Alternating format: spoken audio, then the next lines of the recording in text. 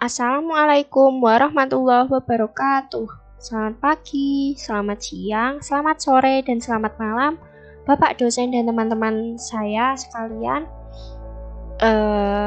Pada kesempatan kali ini saya akan memaparkan hasil tugas integrasi antara mata kuliah analisa perancangan sistem dan sistem basis data, yaitu Simpekmuh.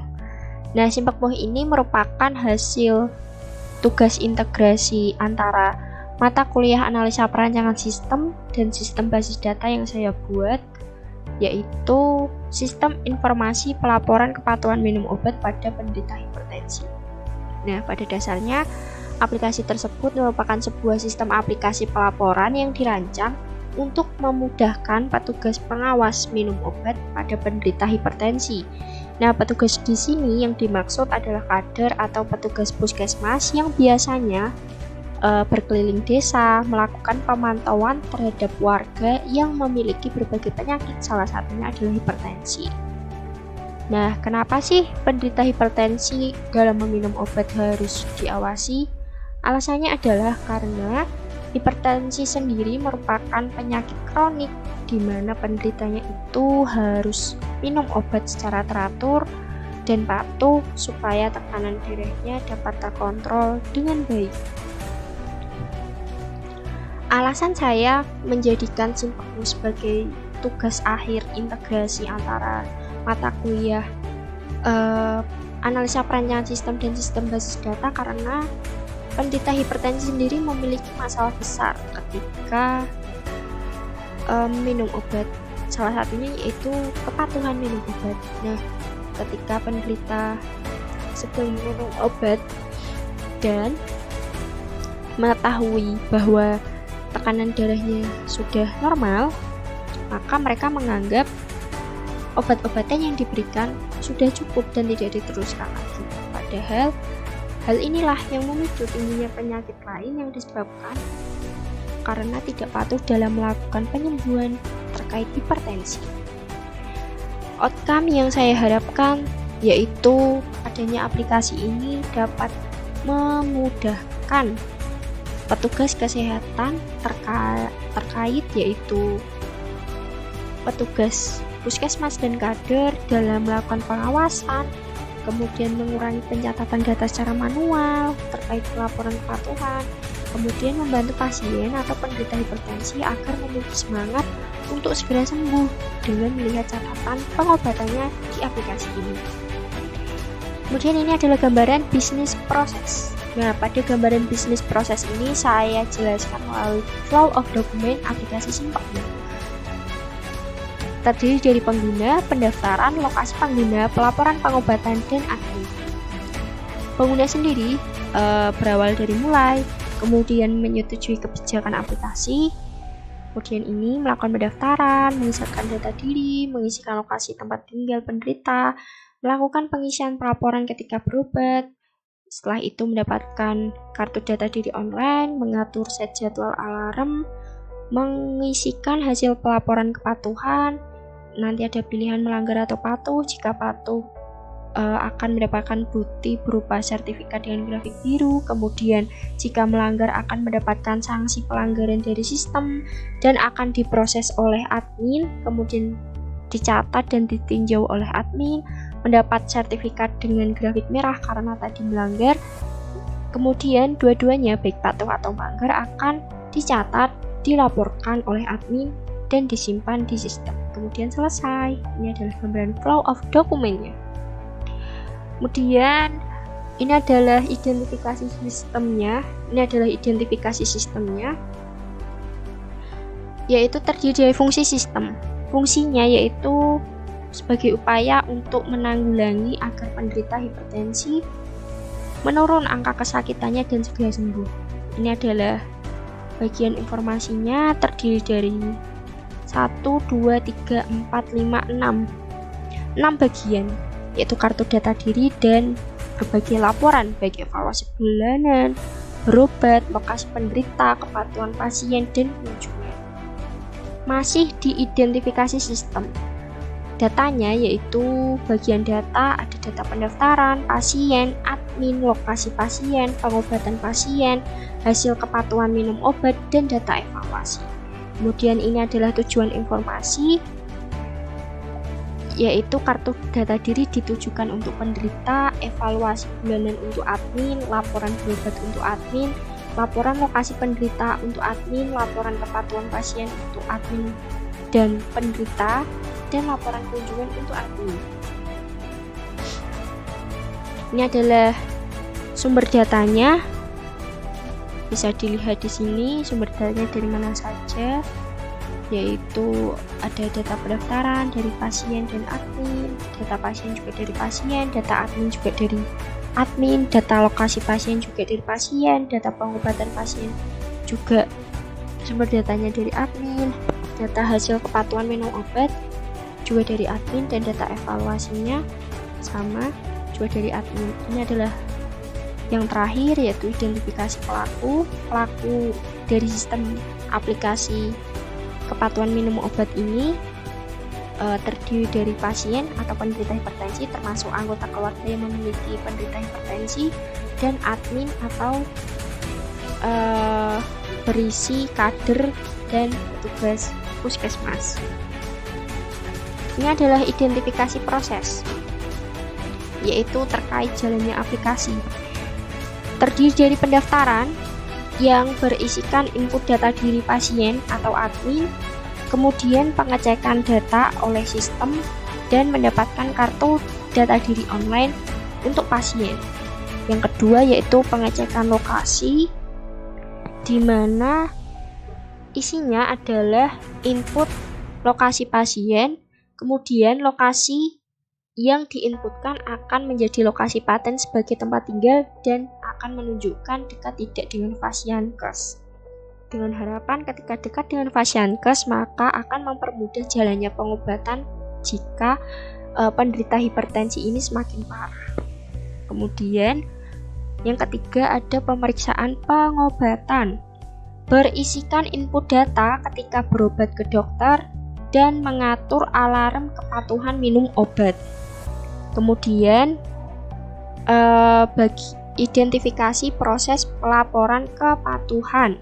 Yang keempat, berisikan kunjungan di rumah pasien atau penderita dan input data terkait pasien yang patuh dan yang tidak patuh dalam meminum obat. Yang terakhir atau yang kelima yaitu identifikasi proses bagian evaluasi, terdiri dari pembuatan laporan kunjungan, evaluasi penderita, pengguna, peringatan, dan lokasi. Selanjutnya ada bagian flowchart. Nah, penjelasan bagian flowchart ini hampir sama dengan flow of document, yaitu dari mulai, kemudian menyetujui kebijakan aplikasi, melakukan pendaftaran, kemudian baik admin maupun user memasukkan data diri, kemudian pengguna atau user mengisikan lokasi rumah pengguna. Selanjutnya user melakukan pelaporan pengisian ketika berobat, kemudian mendapatkan kartu data diri online, kemudian melakukan set alarm jadwal minum obat. Kemudian ada pilihan melanggar atau patuh. Jika patuh akan mendapatkan bukti sertifikat grafik biru, dan jika melanggar akan mendapatkan sanksi pelanggaran, kemudian dicatat dan ditinjau oleh admin, dan mendapatkan bukti sertifikat berupa grafik merah. Karena melanggar, kemudian baik bukti sertifikat grafik biru maupun grafik merah atau bukti patuh atau melanggar akan dicatat, dilaporkan, dan disimpan admin ke sistem. Kemudian selesai atau menuju bagian logout keluar.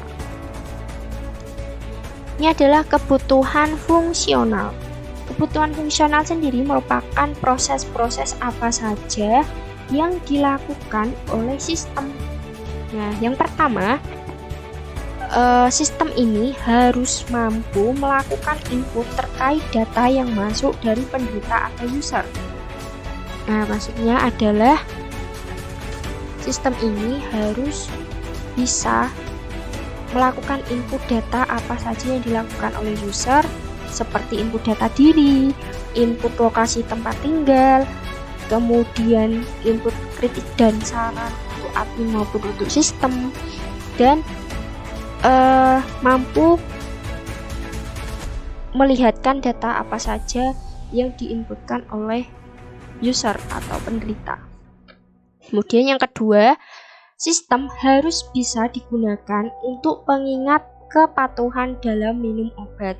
Nah, maksudnya adalah sistem ini harus bisa menerima dan melakukan input data diri serta menolak data yang tidak sesuai dari user maupun dari admin. Contohnya ketika login, ketika username maupun password salah, maka sistem harus bisa menolak data diri yang tidak sesuai dan menerima data yang sesuai. Kemudian mampu menampilkan data-data untuk admin, menampilkan kartu data diri online untuk user, kemudian melakukan peringatan kepada user yang melakukan pelanggaran, kemudian memberikan grafik atau reward kepada pasien setelah melakukan pengobatan, serta dapat menerima dan menampilkan kondisi pasien yang patuh maupun yang tidak patuh. Kemudian ini ada kebutuhan non-fungsional. Nah, kebutuhan non-fungsional ini merupakan kebutuhan yang menitik beratkan pada properti perilaku yang dimiliki oleh sistem, terdiri dari operasional, keamanan, dan informasi. Pada bagian operasional sendiri, ini terdiri atas bagian-bagian seperti desain untuk pengguna dan admin. Contohnya, untuk pengguna, aplikasinya akan berbentuk Android phone atau smartphone. Spesifikasi yang dibutuhkan yaitu Android minimal 9. Kemudian untuk admin yaitu berupa web, maka yang dibutuhkan operasionalnya yaitu laptop atau komputer dan minimal Intel Core i3. Kemudian untuk admin sebaiknya menggunakan Mozilla Firefox sebagai peramban sampingan ketika membuka web, dan untuk selanjutnya hard disk untuk admin yaitu minimal 500 GB. Untuk bagian keamanan, dengan menggunakan username dan password sebagai langkah amannya, dan untuk bagian informasi yaitu berfungsi untuk menampilkan kesalahan ketika login baik user atau admin, baik salah username maupun salah password gitu. Ini adalah gambaran DFD. Yang pertama, diagram konteks. Gambarannya seperti itu. Nantinya penderita hipertensi menginputkan baik data diri, data lokasi, data input pelaporan. Kemudian dari sistem akan memberikan penjadwalan pengingat minum obat serta memberikan hak akses penderita. Kemudian untuk kader atau petugas kesehatan, tersebut melakukan login dan logout, kemudian input data diri, dan dari sistem akan memberikan laporan pasien patuh dan tidak patuh, dan laporan kegiatan kunjungan serta evaluasi dari penderita. Kemudian ini adalah gambaran DFD level 0, di mana dari sistem ketika pasien sudah melakukan pendaftaran, maka langsung akan melakukan login, di mana ketika login akan terverifikasi oleh NIK. Setelah login, maka pengguna maupun admin mengirimkan data user atau penderita dan data admin ke sistem. Setelah itu pengguna melakukan proses penginputan yaitu input data diri dan pelaporan pengobatan. Setelah itu dari sistem akan memberikan jadwal pelaporan minum obat dan menerima kartu data diri online. Setelah itu pengguna diharapkan memasukkan saran atau evaluasi. Nah, untuk admin sendiri akan menerima data laporan kepatuhan minum obat dan evaluasi. Kemudian admin mengisikan data solusi, memberikan data solusi dan mendapatkan hak akses. Ini adalah gambaran DFD level 1 login, di mana dari sistem akan menampilkan user dan password. Kemudian user dan admin ini nantinya melakukan login. Setelah login akan terverifikasi. Login ketika berhasil akan terverifikasi melalui input NIK, dan ketika gagal harus diulangi dengan cara yang sama. Kemudian ini adalah gambaran DFD level 2 input, di mana dari sistem user melakukan input, memasukkan data diri, memasukkan pelaporan pengobatan, kemudian menerima kartu data diri online, kemudian menerima jadwal minum obat, dan menerima sertifikat penderita patuh maupun yang tidak patuh, dan menerima peringatan bagi penderita yang tidak patuh. Kemudian setelah menerima sertifikat dan peringatan bagi penderita yang tidak patuh, maka user harus mengisikan evaluasi pada sistem dan menjadikan laporan data user untuk admin. Ini adalah gambaran DFD level 2 input evaluasi pengguna, di mana sistem akan menampilkan halaman evaluasi pengguna pada user, kemudian user menginput kritik dan saran ke sistem. Hasilnya akan menjadi data evaluasi pengguna untuk admin.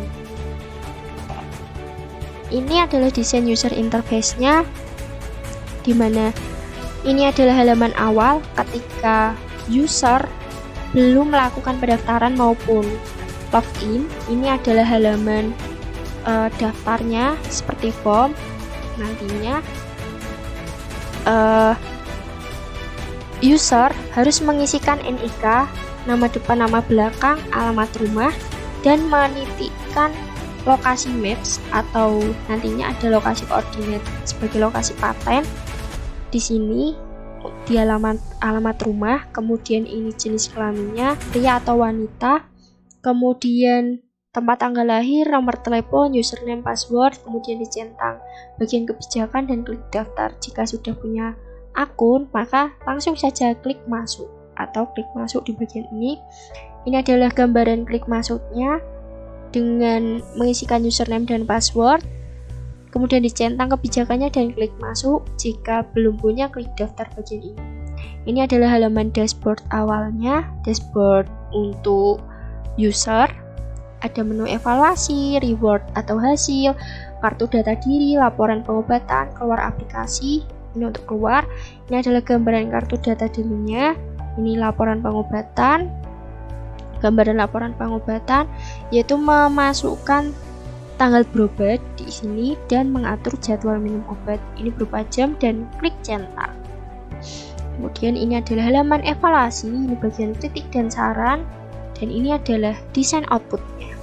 Output seperti sertifikat online, dengan grafik biru berarti penderitanya patuh, dan grafik berwarna merah berarti penderitanya tidak patuh. Sebelum mengambil reward atau hasil, diharapkan pengguna mengisikan username dan NIK dan klik cetak. Ini adalah beberapa gambaran desain user interface untuk user. Ini adalah desain interface admin berbentuk seperti web. Seperti ini, berbeda dengan desain ini karena ini untuk Android user dan ini untuk web user. Masih sama, daftar dan masuk. Ini pembuatan akun. Nah, yang membedakan antara admin dengan user yaitu untuk pengisian alamat rumah, pada bagian admin ini tidak menitik beratkan di maps seperti itu. Dan ini bagian masuknya masih sama. Jangan lupa untuk selalu mencentang kebijakannya ini, karena ketika tidak dicentang maka tidak bisa melakukan pendaftaran baik user maupun admin. Selanjutnya, ini adalah dashboard atau halaman utama dari admin, terdiri dari laporan evaluasi penderita, laporan lokasi, laporan pengguna, laporan peringatan, laporan kunjungan, dan admin sendiri dapat melihat siapa saja yang online melalui aplikasi Android user dari pengguna tadi. Ini adalah laporan lokasinya, di mana admin harus mengisikan nama admin, Kemudian jika ingin merekap, klik rekap dan kembali akan kembali ke menu dashboard. Jika klik kembali loh ya. Ini adalah gambaran evaluasi pengguna. Tetap sama, klik masukkan nama admin untuk pertanggungjawaban siapa yang melihat evaluasi pengguna. Begitupun dengan laporan lokasi, siapa yang melihat laporan lokasi dengan adanya nama admin ini. Kemudian ini desain untuk laporan penggunanya masih sama. Untuk laporan peringatan juga masih sama, ada nama admin juga. Laporan kunjungan masih sama untuk nama admin juga. Jika semuanya ketika ingin klik kembali, maka kembali ini langsung menuju ke halaman dashboard gitu. Ini adalah halaman rekap. Pada halaman rekap ini, ketika diklik rekap maka akan masuk ke halaman rekap. Ada jenis hasil rekapan, semuanya kecuali laporan lokasi ini berbentuk PDF. Ketika laporan evaluasi penderita pengguna peringatan kunjungan ini diklik download Excel, maka secara otomatis akan ditolak oleh sistem karena dikhususkan untuk berbentuk PDF, dan laporan lokasi ini bentuknya Excel sendiri. Maka ketika di download akan seperti ini. Dan ini adalah desain output admin berbentuk seperti ini. Meliputi evaluasi pengguna, laporan kunjungan, laporan peringatan. Dan ini yang berbentuk Excel yaitu laporan lokasi. Lokasi tempat tinggal ini akan diisikan ID lokasi dari tempat tinggal penderita. Seperti itu. Dan ini adalah desain basis data. Seperti ini, pasien melakukan pendaftaran, kemudian mengikut pengobatan, kemudian admin melakukan pendaftaran, kemudian evaluasi, dan pasien nantinya juga mengikut lokasi pasien dengan ID lokasi pasien seperti ini. Kemudian ini adalah struktur tabel dari desain basis data tadi. Ini yang bagian pasien, ini yang bagian admin, ini yang bagian pendaftaran, kemudian ini bagian evaluasi, dan ini bagian pengobatan. Sekian presentasi dari saya. Apabila ada kesalahan baik terucap maupun tertulis, saya mohon maaf yang sebesar-besarnya. Terima kasih. Wassalamualaikum warahmatullahi wabarakatuh. Semoga sehat selalu.